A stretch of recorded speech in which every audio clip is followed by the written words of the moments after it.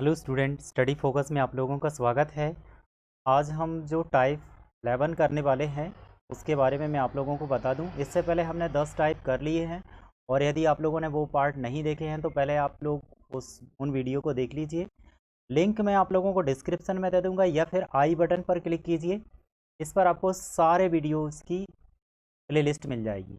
ठीक है, तो आज का पार्ट स्टार्ट करते हैं। क्वेश्चन इस प्रकार है कि देखिए क्या दिया है। कोई व्यक्ति अपनी आय का 25% घर के किराए पर खर्च करता है और शेष बचे हुए भाग का 20% भोजन पर खर्च करता है और शेष बचे हुए भाग का 15% वो है यात्रा पर खर्च करता है।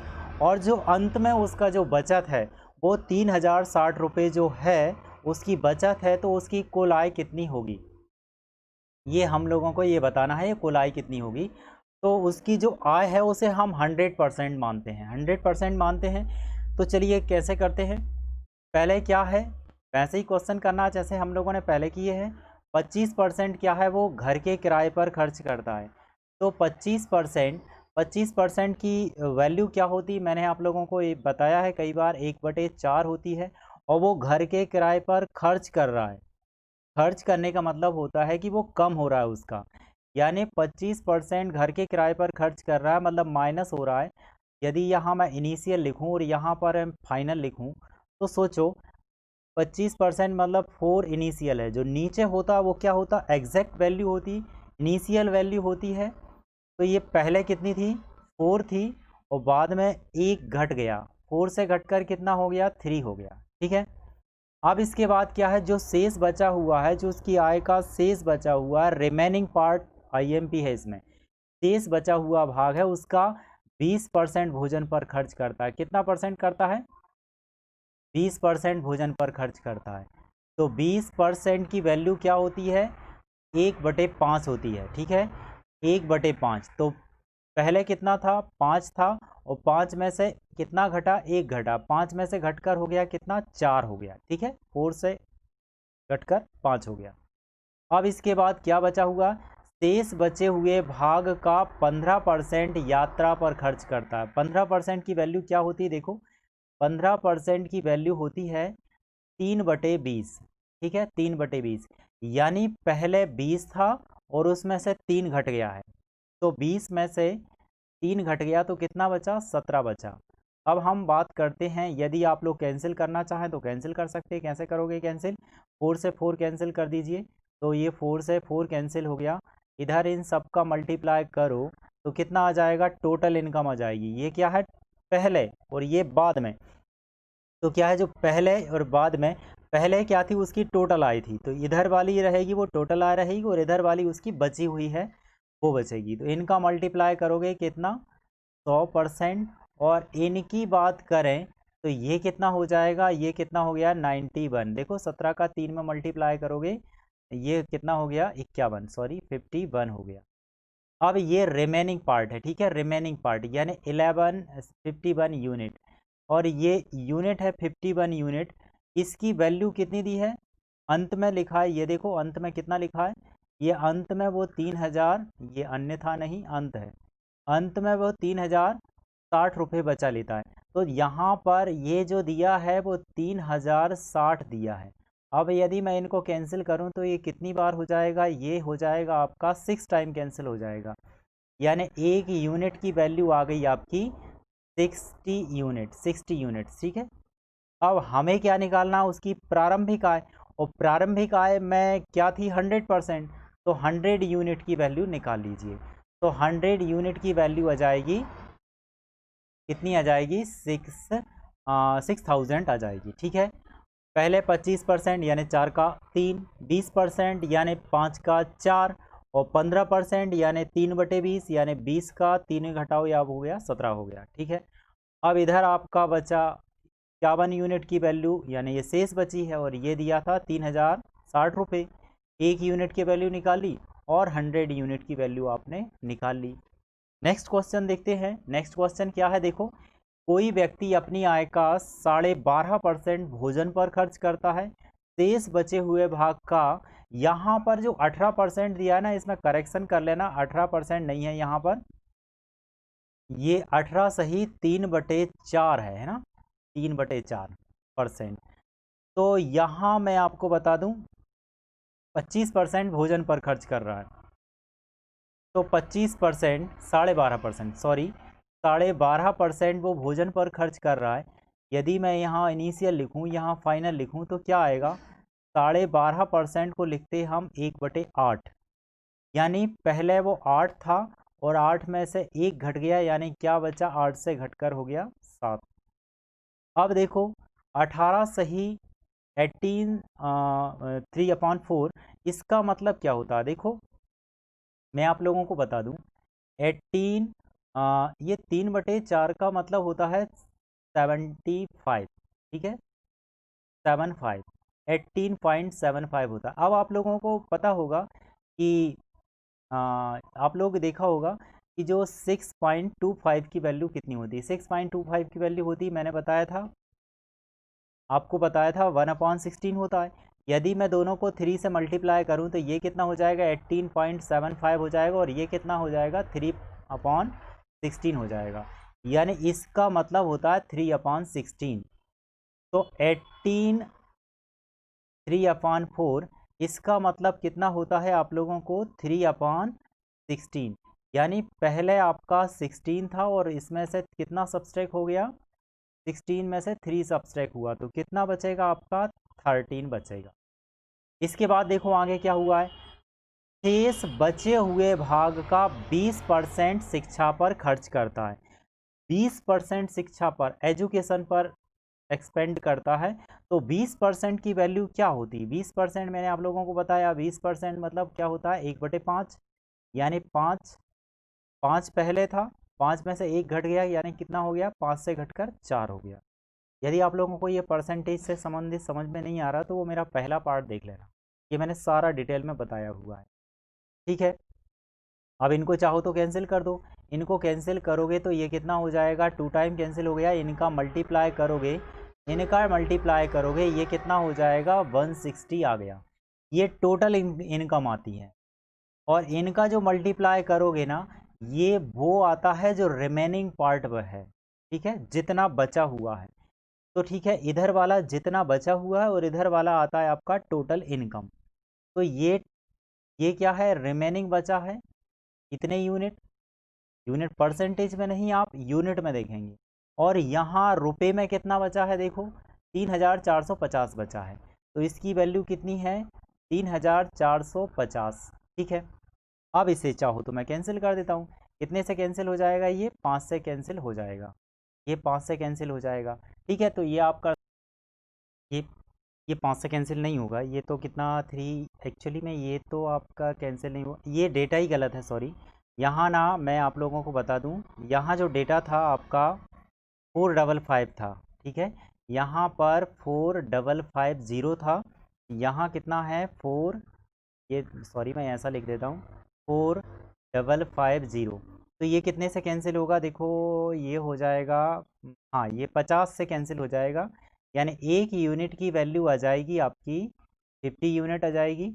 और देखो ये तो 1 यूनिट की वैल्यू है, लेकिन हमको क्या निकालना है, यहाँ पर हमको निकालना 160 यूनिट, टोटल इनकम बताना है, तो 160 यूनिट की वैल्यू निकाल लीजिए। तो 160 यूनिट की वैल्यू निकालोगे तो 50 इंटू 160 यूनिट की वैल्यू निकालो, तो ये कितना हो जाएगा, ये 80 हो जाएगा, और ये 30, यानी 8000 उसकी टोटल इनकम थी।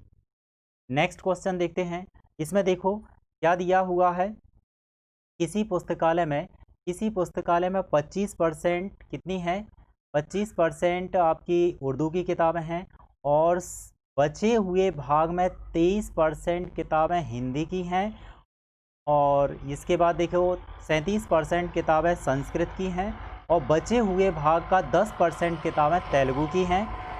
अब जो बचे हुए जो किताबें हैं वो आपकी हैं 810 किताबें अंग्रेजी की हैं। तो पुस्तकालय में कुल पुस्तकों की संख्या कितनी होगी वो आप लोगों को बताना है। सिमिलर है, वैसे ही है, बस थोड़ा सा इसमें आप लोगों को ध्यान देना पड़ेगा इस टाइप के क्वेश्चन में। तो पहले तो स्टार्ट करते हैं क्वेश्चन को, कैसा है ये देखो। 25% की मीनिंग क्या होती है, 25% की मीनिंग होती है 1/4, यहाँ लिखेंगे इनिशियल, यहाँ लिखेंगे फाइनल। 25% यानी कितना है, 4 से घटकर कितना हो गया, 4 से घटकर हो गया 3। इसके बाद क्या लिखा हुआ है, बचे हुए भाग का, शेष बचे हुए भाग का, ऐसी बात चल रही है। 23% किताबें हिंदी की हैं और 37% किताबें देखो कितनी किसकी हैं, संस्कृत की हैं। यहाँ जरा ध्यान देना, यहाँ एक छलावा दिया हुआ है। इस क्वेश्चन में जहाँ मिस्टेक होती है वो इसी टाइप के क्वेश्चन होते हैं जहाँ मिस्टेक होती है। अभी तक जो करते आ रहे थे उसमें रिमेनिंग वर्ड दिया हुआ था, शेष बचे हुए भाग का, तब आप ऐसा करेंगे। और यदि शेष दिया हुआ नहीं दिया तो आप दोनों को ऐड कर देंगे, ठीक है। जैसे देखो 25% किताबें उर्दू की हो गई। अब यहाँ देखो शेष बचे हुए भाग का 23% किताबें हिंदी की हैं, 37% किताबें संस्कृत की हैं। तो हिंदी की किताबें और संस्कृत की किताबों के बीच में शेष लिखा है क्या, नहीं लिखा, मतलब एक ही बात चल रही है। तो इनको हमको जोड़ना पड़ेगा। जब हमें ये नहीं दिया हो शेष, तो वहाँ एक छलावा होता है, उसको ध्यान देना। यदि वो रिमेनिंग वर्ड नहीं लिखा, शेष नहीं लिखा, तो इन दोनों को जोड़ के लिखेंगे। यानी आप देखिए 23% किताबें हिंदी की और आपकी ये दी हैं 37% किताबें संस्कृत की। तो इनको जोड़ दोगे तो ये कितना हो जाएगा आपका 60%, यानी ये 60% की बात चल रही है। अब 60% की मीनिंग क्या होती है आप लोगों को, 60% की मीनिंग होती है 3/5, यानी पहले 5 थी वो घटकर हो गई 2 हो गई, ठीक है, 2 घट गया, ये 3 घट गया है तो वो 2 बची हैं। इसके बाद देखो बचे हुए का, यानी यहाँ बचा हुआ दिया है तो आप नहीं जोड़ेंगे। 10% किताबें तेलुगु की हैं, तो 10% की मीनिंग होती है आपकी 1/10, ठीक है। यानी वो माइनस लगा दो, 10 से वो घटकर कितना हो गया, 10 से घटकर हो गया 9। अब इनको कैंसिल कर दो, चाहो तो इनको कैंसिल कर दो, ये हो जाएगा कैंसिल, यानी ये बचेगा आपका, ये हो जाएगा 100 और इनका मल्टीप्लाई करोगे तो 27 ये यूनिट है। अब 27 यूनिट की वैल्यू दी है, 27 यूनिट की वैल्यू कितनी दी है देखो, यहाँ दिया 810 रिमेनिंग, यानी इतनी जो किताबें हैं वो बची हैं। तो 27 यूनिट की वैल्यू कितनी बची आपकी, 810। इनको आप कैंसिल कर दो, यानी ये एक यूनिट की वैल्यू आ जाएगी, एक यूनिट की वैल्यू आ जाएगी, ये हो जाएगा 30, ठीक है। अब हमसे पूछा है कि उसमें पुस्तकालय में टोटल पुस्तकें कितनी थी, तो टोटल कितना है 100%, तो 100 यूनिट की वैल्यू निकालेंगे। तो 100 यूनिट की वैल्यू निकालोगे 100 × 30, यानी कितना हो जाएगा 3000 पुस्तकें आ जाएंगी। तो ये आप ध्यान देना, जब भी शेष शब्द नहीं दिया हो तो उनको हमको दोनों को जोड़ के मानना है, बस। बकाया सिमिलर था सवाल, कुछ नहीं था। देखो इस टाइप का क्वेश्चन एक और देखिए, सिमिलर शब्द क्वेश्चन है, बस मैंने आप लोगों को थोड़ा सा डेटा चेंज कर दिया है और आप लोग उसे कर सकते हैं। तो इसे करिए, आप लोगों का होमवर्क है, इसे आप लोगों को करना है, आप लोगों को करिए। चलिए नेक्स्ट है आप लोगों का सॉरी, इसे मैं ही बताता हूँ, ये थोड़ा अलग टाइप का क्वेश्चन है, मुझे लगा शायद वैसे ही दिया मैंने क्वेश्चन, ये अलग है। तो किसी विद्यालय में 17% विद्यार्थी फुटबॉल पसंद करते हैं, शेष बचे हुए भाग का 23% जो विद्यार्थी है वो क्रिकेट पसंद करता है और बचे हुए भाग का 12.5% हॉकी पसंद करते हैं। बचे हुए 175 विद्यार्थी कोई भी खेल पसंद नहीं करते हैं, तो हॉकी पसंद करने वाले विद्यार्थियों की संख्या क्या होगी वो हमको ज्ञात करना है। चलिए देखो, मैं पूरा सीक्वेंस में बताता हूँ। देखो क्या है, कुछ विद्यार्थी हैं, हमको नहीं पता कितने विद्यार्थी हैं, ठीक है। अब उसमें से जो है ना 17% विद्यार्थी जो है ना वो क्या पसंद करते हैं, फुटबॉल पसंद करते हैं, ठीक है, ये फुटबॉल पसंद करते हैं। अब इसके बाद जो बचे हैं, ठीक है, 17% तो फुटबॉल पसंद करने वाले निकल गए हैं। अब जो बचे हैं उनमें से 23%, यानी 23% जो है ना वो क्या पसंद करते हैं, क्रिकेट पसंद करते हैं, ठीक है, ये क्रिकेट पसंद करने वाले। फिर जो बच गए हैं, जो बचे हुए हैं उसमें से 12.5% विद्यार्थी है ना, वो क्या पसंद करते हैं, हॉकी पसंद करते हैं। ये जो 12.5% है ये हॉकी पसंद करते हैं। इसके बाद जो बचे हुए हैं वो कोई भी खेल पसंद नहीं करते हैं। और ये जो कोई भी खेल पसंद नहीं करने वाले हैं वो हैं 175 विद्यार्थी हैं जो कोई भी खेल पसंद नहीं करते हैं। ठीक है, इस टाइप के क्वेश्चन को देखिए, इसको आप परसेंटेज से भी नहीं कर सकते, उस तरीके से नहीं कर सकते, यानी इधर से आने का रास्ता बंद है। क्यों बंद है? क्योंकि यहाँ कोई वैल्यू नहीं दी है। और इधर से आप रिवर्स, इधर से भी आपका रास्ता पूरा बंद है। तो आप कैसे जाएंगे? इधर से जा सकते हैं लेकिन थोड़ी सी टिपिकल मेथड होगी। मैं आप लोगों को एक शॉर्ट बताता हूँ। देखो, इसको समझना, इसका 17% फुटबॉल, इसका जो बचे हैं 23% क्रिकेट, और फिर जो बचे हुए हैं उनका 12.5% हॉकी पसंद करते। एक बात बताओ, 12.5% का मतलब क्या होता है? 12.5% का मतलब क्या होता है? 1/8। यदि मैं ऐसा लिखूं, यहाँ इनिशियल लिखूं, यहाँ फाइनल लिखूं, तो यानी पहले 8 था और 8 से घटकर क्या हो गया? 7। तो पहले वो टोटल कितने थे? 8। ऐसे लिखोगे ना इनिशियल, इसकी बात चल रही है। पहले वो 8 थे, 8 से घटकर कितने हो गए? 7। तो ये जो है पहले 8 थे और 8 से घटकर हो गए 7। तो 7 तो कुछ भी पसंद नहीं करते, 8 ये टोटल थे। इसमें क्या 1% बचा है इसके बीच में? पहले 8% थे, बाद में 7% हो गए, यानी 1% क्या है? हॉकी पसंद करने वाले। ये देखो, ये देखो, 7% क्या है? कोई भी खेल नहीं पसंद करते। ये इस तरीके से हुआ। अब इसको चाहो तो मैं कैंसिल कर दूं, यानी 1 यूनिट की वैल्यू कितनी आ जाएगी? 25।